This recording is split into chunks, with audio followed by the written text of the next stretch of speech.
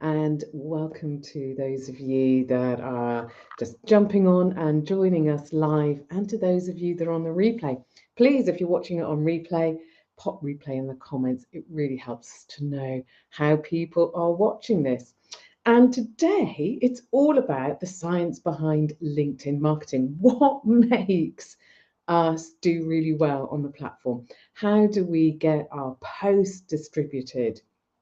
And how do we convert that into engagement and then into clients? It's everything that we need to know about the science of LinkedIn marketing. And I'm wrapped up really warm today. I don't know where you are, but in Gloucestershire, where I live, it's pretty cold and it's pretty damp. So I had a scarf for my birthday, so I popped that on. Now, most of us, we second guess or doubt ourselves because we're unsure and unclear, is that a word? Unclear, of how to translate our expertise and what do we do in business to the medium of LinkedIn. And that's essentially what I'm going to be talking about today, is taking what's in here and what's in your business and translating that so that we can make our content effective. It can draw people in the right way. Then you've got the opportunity to move people on to the next level. Martin, morning, you're from Germany. That's fantastic. This is what I love about these platforms. We get people all over the world. So if we've not met before, I am Jill Chitty and I work with solopreneurs right through to £1 billion groups, enabling them to increase their ROI from their LinkedIn marketing. Now, let's unpack what it's going to take. I've got my notes here because I don't want to miss anything. What it's going to take to drive success on LinkedIn. And I think we have to go back to the foundations. Excuse me. I'm also recovering from being poorly. So if I do have to cough and stop for a drink, do forgive me. And hi to those of you on Facebook. Do give me a shout, thumbs up, heart if you're on Facebook. Okay, now let's talk about the algorithms to start with. This is the stuff that we don't get to control because the algorithms control the reach and distribution of your content, who they show your profile to. And really, what they care about is member retention. So the longer that they can keep members on the platform, the more people they have to share their ads with. So the more revenue that they will have. So that's the bottom line. LinkedIn is a business. So if we can understand that LinkedIn wants to keep members on the platform, it wants to keep them interested because that opens up the opportunity for them to have more people to put ads in front of, and that increases their ROI. Now, it's a myth, I think, that, and I think I've fallen short of thinking this at times, that LinkedIn are withholding promoting and distributing your content so that it makes people pay. I don't think it works like that. But there is an abundance of content for LinkedIn to choose from and push out. And that is the content that the content they favor is the content that grabs attention and keeps attention. So it keeps people going back to LinkedIn. People will be looking at very similar content. And this informs us of what we need to do with our content. We want to grab the favor of the algorithms. So writing content that grabs attention is no longer enough these days. You know, we've all worked hard at that first line, that attention grabbing, scroll stopping piece of content. But that's not enough. So we have to grab people's attention, but we have to keep people's attention as well. So we've got to grab people's attention. We're going to talk more about that first line, or that headline, as some people call it, super important, because you want your You want eyes on your content. You want people to stop and read it. But then we have to tell an effective story that holds attention longer than other people are holding attention for. And that's why you'll see people that are doing this sort of share all posts, which, I'm not really a huge fan of. But those stories, when they tell stories about how they've fallen royally and picked themselves up, they keep attention. I was watching something foolishly on YouTube last night, and this was an incredible video, an incredible story. And I looked at how long I'd been watching it. It was 15 minutes. That's an ideal piece of content that any of the social media platforms will be pushing out. So think about grabbing attention, but think about how you keep attention. And we're going to get into all of this. And then we need to really, really understand our audience. And we've been digging into this. We've been doing a lot of research, and we're making a lot of changes in our content at the moment. And do you know what's happened? To be totally transparent, our engagement has nosedived. So we're playing around with different stuff and trying and testing it out. And I want to encourage you to do the same, because I know when we've done this before, it's really created a higher engagement. So knowing your audience is crucial. And I put a post out about this yesterday, and it did completely bomb. But I find this really interesting, that I'm a feeling-based person.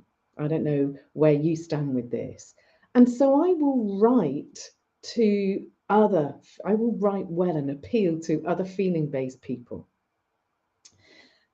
But only 30% of my audience will be feeling based. So what does that mean? That means 70% of my audience might not catch what I'm saying and how I'm saying it on my post. So I could be missing out 70% of my audience by continuing with the same sort of format, the same mode, the same style. I could be missing out on 70% of my audience. Now, here's some other interesting facts. 25% of any audience are fact-based. So what you're saying has to make sense. Is there logic to it? So we could have a mix of feelings and facts, or we could alternate between feelings and facts.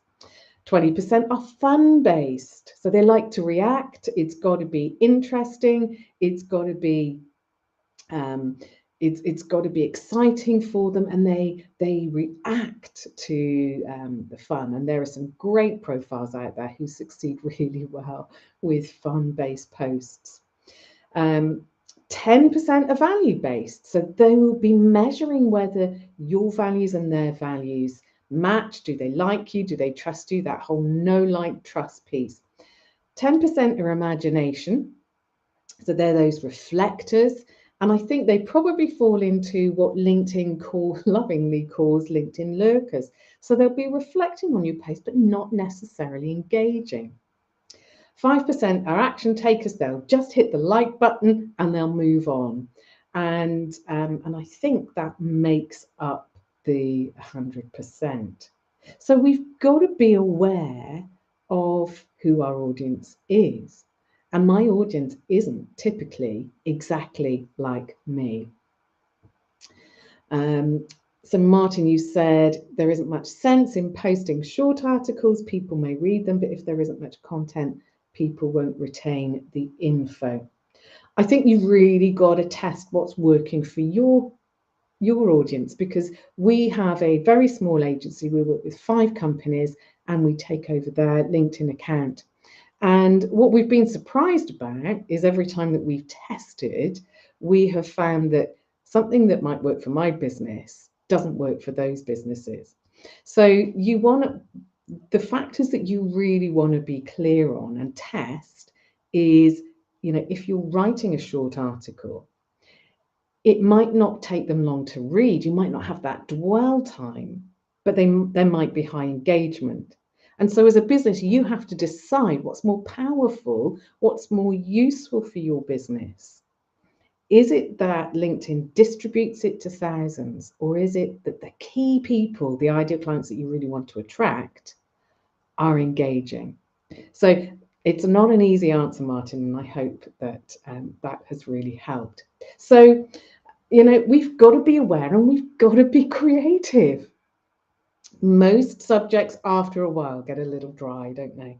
How much can I talk about LinkedIn and all the great features that it's got? It gets a little bit dry after a while. So to summarize and help us be creative, I would focus on the 3 Fs: feelings, facts, and fun. How can you put those 3 elements into your content? Not all at once, maybe, but make sure there's elements of those at any one time: feeling, facts, and fun. And if we are regularly getting good engagement, the algorithms will score us well and will push out our content even more. So it's worth working at, and I'm going to show you and share with you how we've been researching and changing up our content at the moment. So that's the content side. That's kind of one side of the coin. But there's another really important side of the coin when we're talking about LinkedIn marketing and your content and how to get that seen and pushed out and distributed. And that's context. Context is really, really important because it can slice through the noise of any homepage. It can rise above, enable your content to rise above everything else that's going on because of the 2 Rs. There's recognition of some commonality, that context, and also there's relevance. This is super relevant to me. And I've talked about the amygdala and the 5 things that the amygdala will let through its barriers so that you're not processing these millions of marketing messages every hour.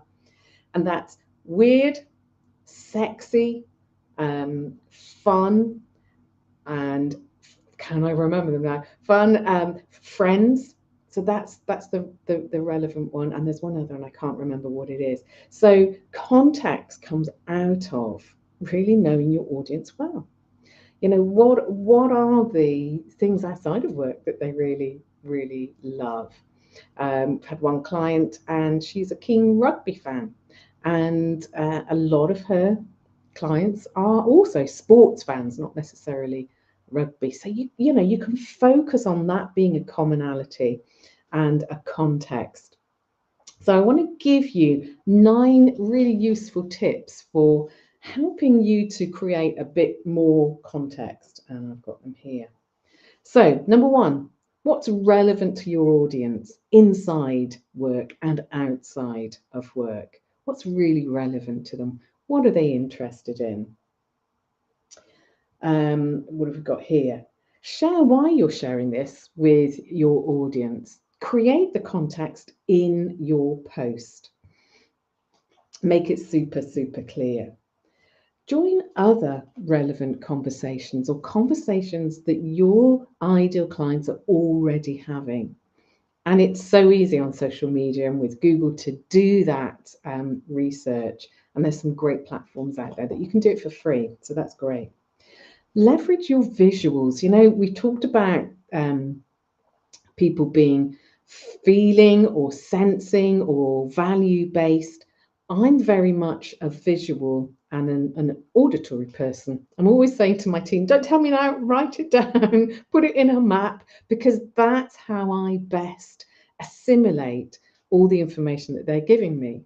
So how does that work for your audience here on LinkedIn that you want to network with? You can repurpose content that works. You don't have to be doing fresh content every single day. So if you found a sweet spot, then you can repurpose that. You want to be, of course, using the relevant hashtags to not only find good conversations about your subject, but also to start good conversations. You want to be tracking You want to be tracking your analytics. You know, we do this once a month. We look at our analytics. We actually do it more just because I'm a bit of a geek. We do it more. So what is working with your content?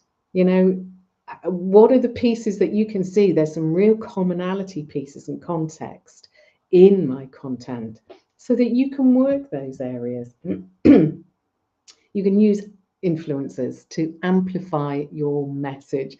You know, we were talking in my membership only yesterday about really finding sort of 10, 20 influencers. We're speaking to your audience, and you can get on and support those pieces of content of that influence and create some context and commonality. And then finally, you really want to be sharing stories. And I've touched on this a little bit, that create context for you and reflect your brand. So there's some ways that we can utilize context in a really powerful way. And what I'm seeing at the moment that is working super well is something that kind of referencing something that's really well known and then turning it on its head, that theme or that quote or that well-known saying, and eliminating it or nuancing it, and forcing people to think. That seems to be causing a lot of dwell time. And somebody who does that really well is Ash Rathod, who is a great content writer if you want to learn from him. And he's just done one post that caught my eye just this morning, actually, that said, being an expert isn't enough. Help others become one. So we've got this well thought out, you know, we all want to be experts in our field, but he said that's not enough. So he switched it on its head. To become a great expert, you have to help others become one. And so it covers both that scroll stopping moment, and it keeps attention because people are whirring away and thinking, okay, yep, I can see how this works. So, like I said, we're making some big changes with our content at the moment. And actually, as we're doing that, we've created a workshop where we're going to be taking people through the process, but I'll share that a bit more with you lately. So I want to share a little bit about what we're doing. So you've got something, as always on these sessions, you've got something practical that you can go and do. So I want you to find maybe 10 competitors in your industry, and then another 10 competitors who are in totally different and diverse industries from what you're in. And I want you to, and they have to be crushing it with their content. And Caroline, I'll get to your message in a minute. So I want you to find 20 people, minimum 20 people who are really crushing it. And what we've done on Google Docs is we have copy and pasted their sort of top 10 to 20 performing posts. And we've done this with a lot of people. And what we've done is we've mapped out all of the different drivers of content. So I've got some of them listed here. That first line, that scroll stopping line.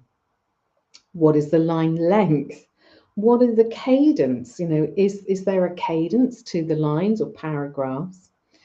What's directly on that third line before you have to click that see more button?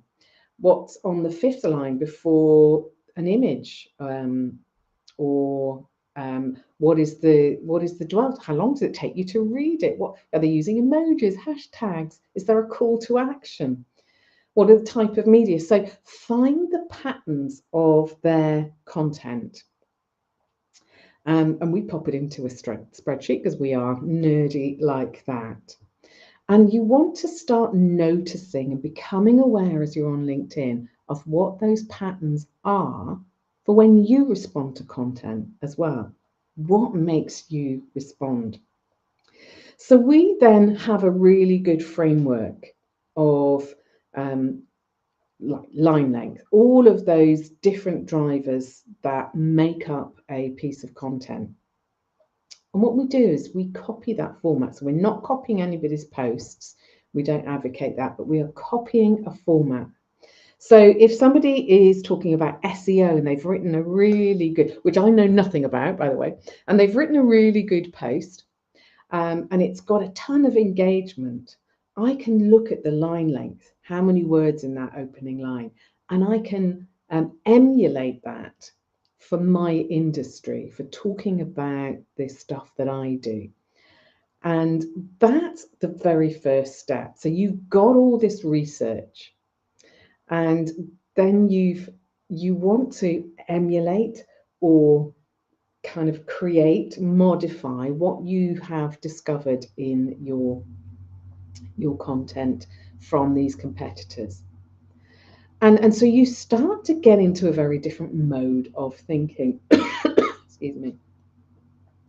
And you start to see and feel how this content is getting pushed out, how it's getting more engagement, how it's keeping people reading, how it's making people hit that bell and come back for more day in, day out.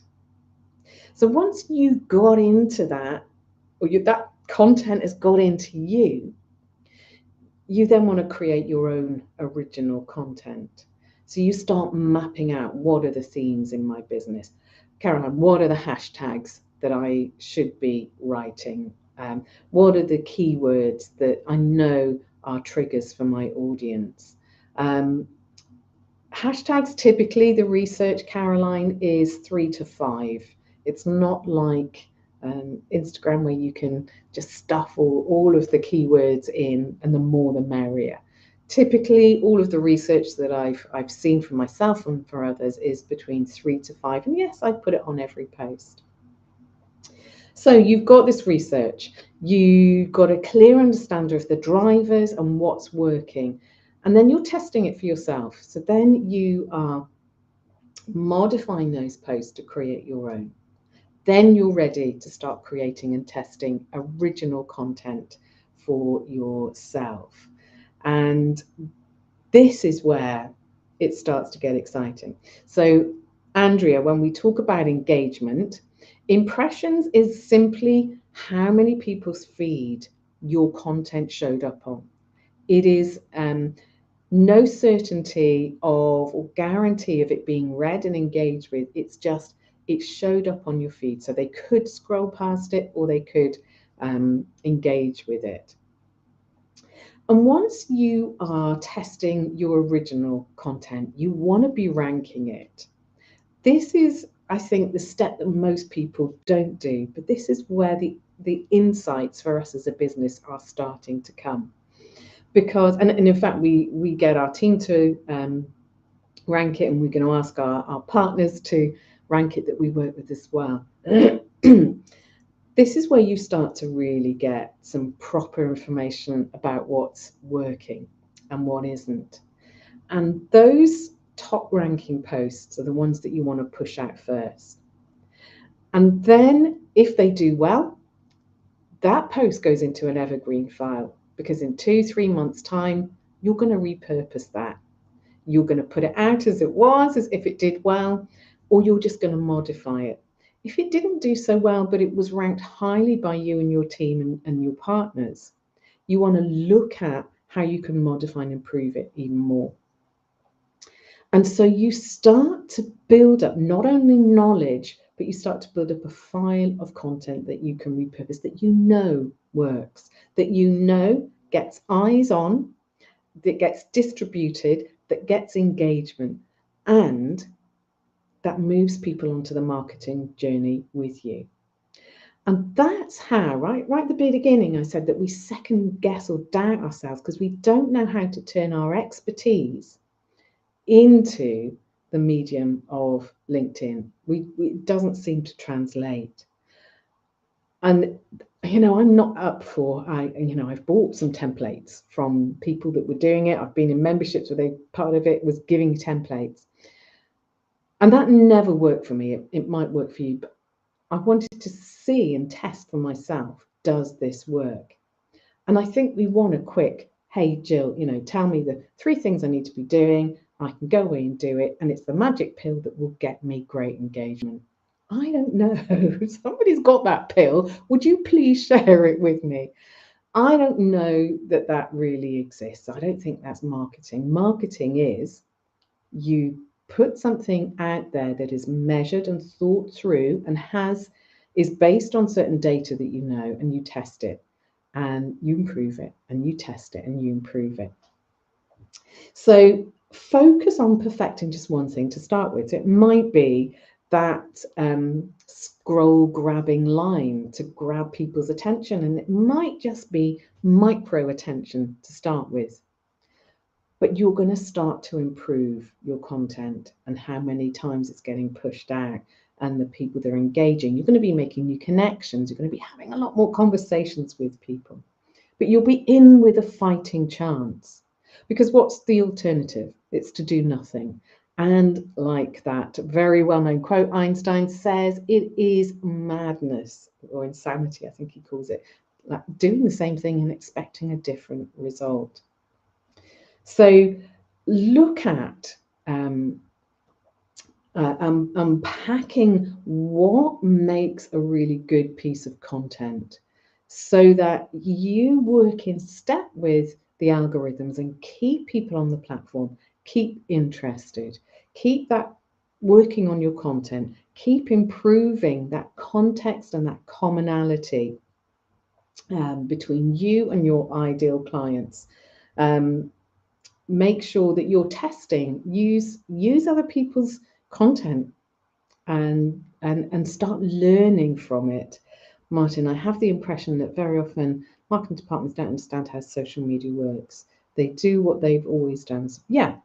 I mean, I've worked with a lot of marketing departments over the years, and they'll say, okay, we've got an hour's workshop, tell us how it works. Well, we don't do that. We take them through this sequence. And so out of this research, we have created a LinkedIn masterclass, and it's going on at the end of March, 30th of March, 1 p.m. lunchtime UK time for 90 minutes, and then for however long it takes for Q&A afterwards, because I know that's people always have so many questions. So if you would like to get access, we're only taking a small group so we can really add value. If you'd like to get access to that masterclass, it's £37 all in. You also get membership for the month, and you'll be in a group where you can ask questions, and we can really get this sorted out together, because content is the shop window of everything that you're doing in your business, and it's worth getting right. So if you want to put masterclass into the whether you're on the replay or now on live, masterclass into the comments if you're interested, then we can get the details to you and get you booked on before all the places go. Typically, these masterclasses that I do get sold out within a fortnight, so do take action. So I hope that was useful. Those people that do the research, those people that take the time to set up some Google Docs and to look at the demographics, and you can do this with us on the workshop, they're the people that win. The great pieces of content that you see out there, they don't just happen. If you look back, I think you can look back almost 2 years on somebody's feed. If you look back, you see the moments when they discovered something and their content takes off. So great to speak to you guys. Thank you for interacting. And we'll be back next week, and we're going to be talking about ChatGPT and LinkedIn. We are a lover. We are a lover of ChatGPT here. And so we're going to be exploring what that means for us on LinkedIn and how it can help you. We're going to be putting all of this information from this week into our newsletter. If you haven't subscribed to our newsletter, go onto my profile and have a look for it, or message me if you can't find it, and we'll make sure that you subscribe. Tons of love to you. Great to see you guys on here, and we look forward to seeing you next week, if not before. Tons of love.